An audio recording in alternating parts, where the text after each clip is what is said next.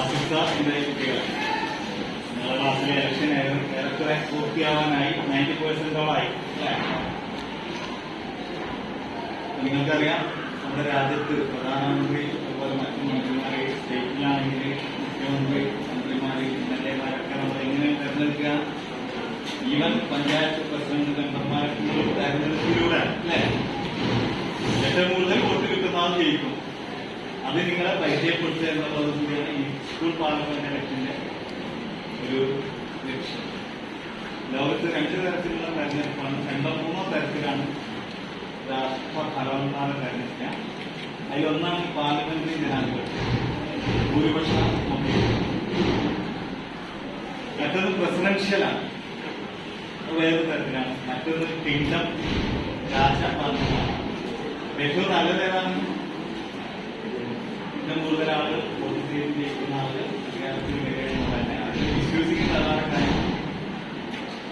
അപ്പൊ അത് നിങ്ങൾ ശരിക്കും വിനിയോഗിക്കാൻ പഠിക്കുക. 18 വയസ്സാവുമ്പോൾ, അതായത് നിങ്ങൾക്ക് ഏറെക്കുറെ 13 വയസ്സായില്ലേ? 5 വയസ്സിന് കഴിഞ്ഞാൽ അടുത്ത ഇലക്ഷന് പൊതു തെരഞ്ഞെടുപ്പൊക്കെ വരുമ്പോൾ നിങ്ങൾ MLA-മാരെയും MP-മാരെയൊക്കെ തെരഞ്ഞെടുക്കാതെ വോട്ട് ഈ പഞ്ചായത്ത് മെമ്പർ വളരുന്ന ഭാവി തലമുറയാണ്. അപ്പൊ അതൊക്കെ ശരിക്കും വിനിയോഗിക്കുക. ഇത് വോട്ട് ചെയ്യാൻ മാത്രം പോയാൽ പോരാ, സ്ഥാനാർത്ഥികളായിട്ട്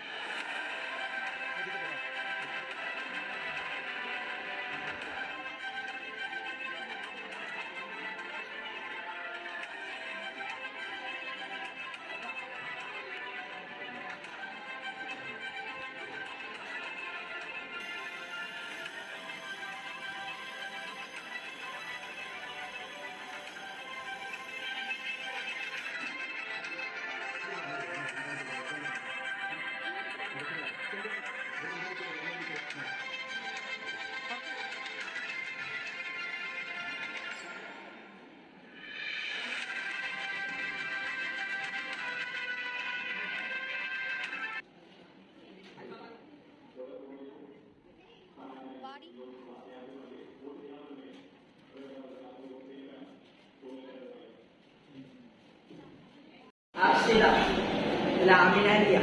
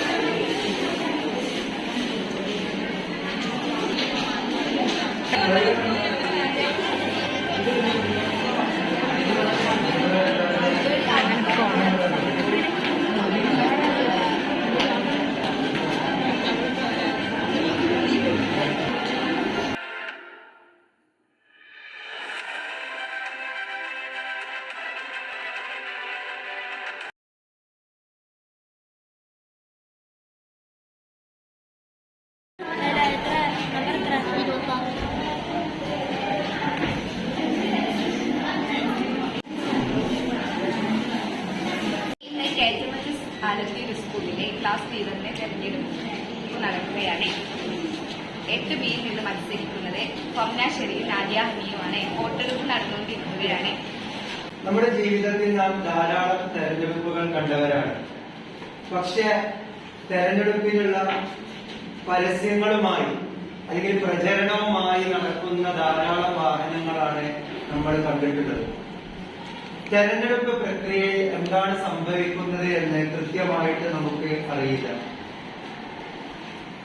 അപ്പോൾ വിദ്യാർത്ഥിനികളായിരിക്കെ തന്നെ തെരഞ്ഞെടുപ്പിനെ കുറിച്ച് പുസ്തകങ്ങളിൽ നമ്മൾ അറിയുക എന്നല്ലാതെ നമ്മൾ അത് അനുഭവിച്ചറിഞ്ഞിട്ടില്ല.